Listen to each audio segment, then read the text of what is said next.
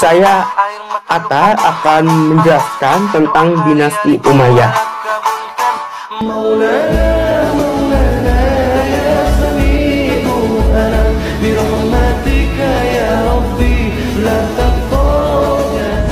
Assalamualaikum warahmatullahi wabarakatuh. Yang perkenalkan, nama saya Muhammad Akmal Thomas Darnis, mahasiswa kelas 4D mata kuliah Perpustakaan dan Arsip Digital, Prodi Ilmu Perpustakaan, Fakultas Adab dan Humaniora Universitas Widyatiro Jakarta. Yang saya hormati Bapak Al-Muhdi Karim, SIPM Hum. Semoga Allah SWT memberikan rezekinya halal dan juga kesehatan selalu. Hari ini saya Atta akan menjelaskan tentang dinasti Umayyah. Latar belakang dinasti Umayyah dinisbatkan kepada Umayyah bin Abdi Syams bin Abdul Manaf. Dinasti Umayyah didirikan oleh Muawiyah bin Abu Sufyan bin Harb. Ia merupakan pendiri Daulah Bani Abbasiyah. Beliau juga khalifah pertama dinasti Umayyah. Khalifah terakhir dinasti Umayyah adalah Marwan bin Muhammad. Dinasti Umayyah yang berpusat di Damaskus mulai terbentuk sejak terjadinya peristiwa Tahkim pada Perang Siffin. Perang yang dimaksudkan untuk menuntut balas atas kematian Khalifah Utsman bin Affan. Semula akan dimenangkan oleh pihak Ali, tetapi melihat gelagat kekalahan itu, Muawiyah segera mengajukan usul kepada pihak Ali untuk kembali kepada hukum Allah. Dinasti Umayyah dibedakan menjadi dua. Yang pertama, dinasti Umayyah yang dirintis dan didirikan oleh Muawiyah ibn Abi Sufyan yang berpusat di Damaskus, Syria. Fase ini berlangsung sekitar 1 abad, sekitar 90 tahun, dan mengubah sistem pemerintahan dari sistem khilafah kepada sistem mamlakat, kerajaan atau monarki. Kedua, dinasti Umayyah di Andalusia, Spanyol, yang pada awalnya merupakan wilayah taklukan Umayyah yang dipimpin oleh gubernur pada zaman Walid ibn Abdul al-Malik, kemudian diubah menjadi kerajaan yang terpisah dari kekuasaan dinasti Bani Abbas setelah berhasil menaklukkan Bani Umayyah di Damaskus. Di akhir masa pemerintahan Ali bin Abi Thalib, umat Islam mulai bergejolak dan muncul menjadi 3 kekuatan politik yang dominan kala itu, yaitu Syiah, Muawiyah, dan Khawarij. Keadaan ini tentunya tidak menguntungkan bagi Ali. Akibatnya, posisi Ali semakin lemah, sementara posisi Muawiyah semakin kuat. Dan pada tahun 40 Hijriah, 660 Masehi, Ali terbunuh oleh salah seorang anggota Khawarij. Setelah Ali bin Abi Thalib meninggal, kedudukannya sebagai khalifah dijabat oleh anaknya Hasan. Namun karena penduduk Kufah tidak mendukungnya seperti sikap mereka terhadap ayahnya, maka Hasan semakin lemah, sementara Muawiyah semakin kuat. Maka Hasan mengadakan perjanjian damai dengan Muawiyah dengan menanggalkan jabatan khalifah untuk Muawiyah pada tahun 41 Hijriah 661 Masehi agar tidak terjadi pertumpahan darah yang sia-sia. Perjanjian tersebut dapat mempersatukan umat Islam dalam satu kepemimpinan politik, yakni di bawah kepemimpinan Muawiyah bin Abu Sufyan. Tahun tersebut dalam sejarah dikenal sebagai tahun Al-Jamaah, tahun persatuan, sebagai tanda bahwa umat Islam telah menyepakati secara aklamasi mempunyai hanya satu orang khalifah. Selanjutnya, masa kemajuan dinasti Umayyah. Front melawan bangsa Romawi di Asia Kecil dengan sasaran utama pengepungan ke ibu kota Konstantinopel dan penyerangan ke pulau-pulau di Laut Tengah. Front Afrika Utara, selain mendudukan daerah hitam Afrika, pasukan Muslim juga menyeberangi Selat Gibraltar lalu masuk ke Spanyol. Front Timur menghadapi wilayah yang sangat luas, sehingga kejauhan ini dibagi menjadi 2 arah. Yang pertama menuju ke utara daerah-daerah di seberang Sungai Jihun, Amudaya, Dan yang kedua, ke arah selatan menyusuri Sindh, wilayah India bagian barat. Selanjutnya, kemajuan bidang peradaban dinasti Umayyah. Yang pertama, pengembangan bahasa Arab. Menjadikan bahasa Arab sebagai bahasa resmi dalam tata usaha negara dan pemerintahan, sehingga pembukuan dan surat menyurat harus menggunakan bahasa Arab. Yang kedua, Ma'bad kota pusat kegiatan ilmu. Di kota ini berkumpul para pujangga, filsuf, ulama, penyair, dan cendekiawan lainnya. Yang ketiga, ilmu qiraat. Terakhir, ahli qiraat seperti Abdullah bin Qusay wafat 120 Hijriah dan Asim bin Abi Nujud wafat 127 Hijriah. Yang keempat, ilmu tafsir. Ahli tafsir di masa itu adalah Mujahid wafat 104 Hijriah. Yang kelima, ilmu hadis. Ahli hadis seperti Al-Auza'i Abdurrahman bin Amr wafat 159 Hijriah, Hasan Basri wafat 110 Hijriah, Ibnu Abu Malikah 119 Hijriah, dan Asyabi Abu Amr bin Sahbil wafat 104 Hijriah.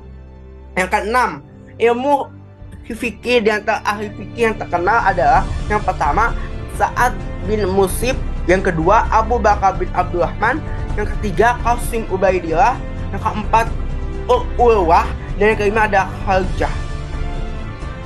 Yang ketujuh, ilmu Nahwu, salah satu cabang ilmu yang penting untuk mempelajari berbagai ilmu agama Islam. Yang kedelapan, ilmu geografi dan tahrikh. Ilmu geografi itu adalah ilmu bumi atau geografi. Yang kesembilan, usaha penerjemahan. Penerjemahan buku-buku ilmu pengetahuan dan bahasa-bahasa lain ke dalam bahasa Arab. Yang selanjutnya ada masa kehancuran Bani Umayyah. Menurut Dr. Badri Yatim, ada beberapa faktor yang menyebabkan dinasti Umayyah lemah. Di antaranya, yang pertama, sistem pergantian khalifah melalui garis keturunan. Yang kedua, latar belakang terbentuknya dinasti Umayyah tidak dapat dipisahkan dari berbagai konflik politik yang terjadi di masa Ali. Yang ketiga, pada masa kekuasaan Bani Umayyah, pertentangan etnis antara suku Arabia Utara, Bani Qais, dan Arab Selatan, Bani Qoib, yang sudah ada sejak zaman sebelum Islam. Yang keempat, lemahnya pemerintahan Daulah Bani Umayyah karena disebabkan oleh sikap hidup mewah di lingkungan istana. Dan yang terakhir, penyebab runtuhnya Bani Umayyah karena munculnya kekuatan baru yang dipelopori oleh keturunan Al-Abbas bin Abbas Al-Muttalib. Selanjutnya, kebijakan pada masa Muawiyah bin Abi Sufyan. Yang pertama, mengubah sistem pemerintahan dari demokratis menjadi monarki, kerajaan turun-temurun. Sistem pemerintahan ini diadopsi dari Persia dan Bizantium. Langkah awal yang diambil dalam menggunakan sistem pemerintahan tersebut yakni dengan mengangkat Yazid putranya sebagai putra mahkota. Yang kedua, memindahkan pusat pemerintahan dari Madinah ke Damaskus. Yang ketiga, menarik pasukan pengepung Konstantinopel. Yang keempat, mendirikan departemen pencatatan di Wanul Khatam. Yang kelima, mendirikan pelayanan pos di Wanul Bait. Yang keenam, memisahkan urusan keuangan dari urusan pemerintahan dengan mengangkat seorang pejabat khusus yang diberi gelar Sahibul Haraj. Dan yang terakhir, mendirikan kantor cap pencatatan mata uang. Selanjutnya, kebijakan khalifah pada masa Yazid bin Muawiyah. Pengangkatan Yazid sebagai khalifah diikuti oleh penolakan dari kaum Syiah yang telah membaiat Husain bin Ali di Kufah sebagai khalifah sepeninggal Muawiyah. Penolakan tersebut mengakibatkan peperangan di Karbala yang menyebabkan terbunuhnya Husain bin Ali. Selain itu, Yazid juga menghadapi pemberontakan di Makkah dan Madinah dengan keras. Kaum Ansor di Madinah mengangkat Abdullah bin Hanzalah dan kaum Quraisy mengangkat Abdullah bin Muti'i. Dan penduduk Makkah mengangkat Abdullah bin Zubair sebagai pemimpin tanpa pengakuan terhadap pemimpin Yazid. Yazid wafat pada 64 Hijriah setelah memerintah selama 4 tahun.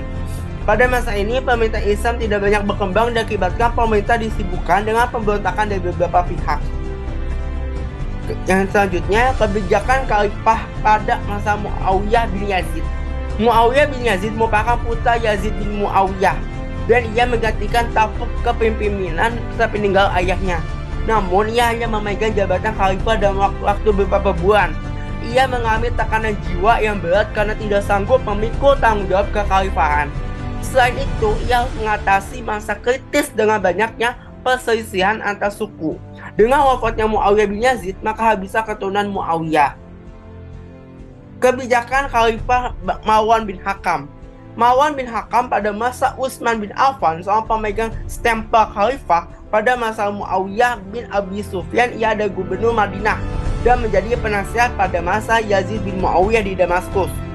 Muawiyah II tidak menunjuk penggantinya sebagai khalifah, kemudian keluarga besar Bani Umayyah menunjuknya sebagai khalifah sebab ia dianggap paling depan mengendalikan kekuasaan dengan pengalamannya. Marwah menghadapi segala kesulitan satu persatu, kemudian ia dapat menduduki Mesir, Palestina, dan Hijaz serta Irak. Namun kepemimpinannya tidak berlangsung lama, hanya 1 tahun. Sebelum ia wafat menunjuk Abdul Malik dan Abdul Aziz sebagai pengganti sepeninggalnya secara berurutan. Kebijakan Khalifah Abdul Malik bin Marwan yang pertama menggunakan bahasa Arab sebagai bahasa resmi dan administrasi di seluruh wilayah Bani Umayyah. Yang pertama itu ada Arabisasi yang dilakukan meliputi Arabisasi kantor perpajakan dan kantor keuangan. Selanjutnya mencetak mata uang secara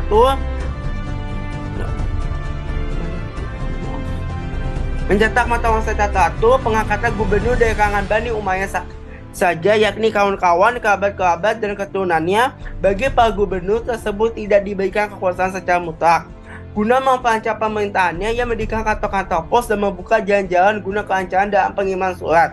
Membangun beberapa gedung, masjid, dan saluran air. Bersama dengan Al-Hajjaj, ia menyempurnakan tulisan mushaf Al-Quran dengan titik pada huruf tertentu. Yang selanjutnya, ekspansi Bani Umayyah. Di zaman Muawiyah, Tunisia dapat ditaklukkan. Di sebelah timur, Muawiyah dapat menguasai dari Khurasan sampai ke Sungai Oxus dan Afghanistan sampai ke Kabul. Angkatan lautnya melakukan serangan-serangan ke ibu kota Byzantium, Konstantinopel. Ekspansi ke timur yang dilakukan oleh Muawiyah kemudian dilanjutkan oleh Khalifah Abdul Malik. Dia mengirim tentaranya menyimbangi Sungai Oxus dan dapat berhasil menaklukkan Balkan, Bukhara, Fergana, dan Samarkand. Ternyata tentaranya bahkan sampai ke India dan dapat menguasai Bulukistan, Sid, dan daerah Punjab sampai ke Maltan. Kemajuan bidang administrasi pada dinasti Umayyah. Muawiyah mendirikan dinas pos dan tempat-tempat tertentu dengan menyediakan budaya yang lengkap dengan peralatannya di sepanjang jalan. Dia juga berusaha menetipkan angkatan bersenjata dan mencetak mata uang. Pada masanya, jabatan khusus seorang hakim kodi mulai berkembang menjadi profesi tersendiri. Abdul Malik mengubah uang Bizantium dan Persia yang dipakai di daerah-daerah yang dikuasai Islam. Untuk itu, dia mencetak uang tersendiri pada tahun 659 Masehi dengan memakai kata dan tulisan Arab. Khalifah Abdul Malik juga berhasil melakukan pembenahan administrasi pemerintahan dan memperlakukan bahasa Arab sebagai bahasa resmi pada masa pemerintahan Islam. Keberhasilan Khalifah Abdul Malik diikuti oleh putranya Walid bin Abdul Malik 705-715 Masehi dengan mendirikan panti-panti untuk orang cacat, membangun jalan-jalan yang menghubungkan satu daerah dengan daerah lainnya, pabrik-pabrik, gedung-gedung pemerintahan, dan masjid-masjid yang indah. Kemajuan bidang ilmu dan kebudayaan. Seni sastra berkembang dengan pesatnya sehingga mampu menembus ke dalam jiwa manusia dan berkedudukan tinggi di dalam masyarakat. Sehingga syair yang muncul senantiasa menonjolkan sastranya di samping isinya yang sangat bermutu. Para penyair tersebut diantaranya ialah Junaid 653 sampai 733 Masehi dan Al-Farazdah 641 sampai 732 Masehi. Dalam seni suara yang sangat berkembang ada seni baca Al-Quran, qasidah, dan seni musik lainnya. Sementara itu, perkembangan seni ukir yang paling menonjol ada penggunaan khat Arab sebagai motif ukiran atau pahat, dikenal dengan istilah kaligrafi. Hal itu dapat dilihat dari banyaknya dinding masjid dan tembok-tembok istana. Sedangkan seni bangunan banyak berkembang di kota-kota besar seperti bangunan gedung yang tinggi atau masjid-masjid. Salah satu yang tertinggal sampai kini ada ukiran dinding istana Mughal Amrah yang terletak di 50 mil sebelah timur kota Amman, Yordania. Kemajuan bidang teknologi yang terakhir, penemuan pembuatan kertas tahun 650 Masehi. Percobaan kertas pertama di Samarkand dan Ionia dengan menggunakan napas sutra. tahun 705 Masehi, Yusuf al-Mahdi Mekah membuatnya dari kapas yang disebut Damascus paper, dan di Andalusia dibuat salah satu inen yang disebut Yativa paper. Adanya kompas mesiu, walaupun bangsa Cina lebih dahulu menemukannya, akan tetapi penggunaannya terbatas bagi keperluan upacara keagamaan atau keramaian seperti mercon. Tapi Bani Umayyah yang merintis sifat kegunaannya menjadi peralatan militer. Sekian materi dari saya, lebih kurangnya mohon maaf. Wassalamualaikum warahmatullahi wabarakatuh.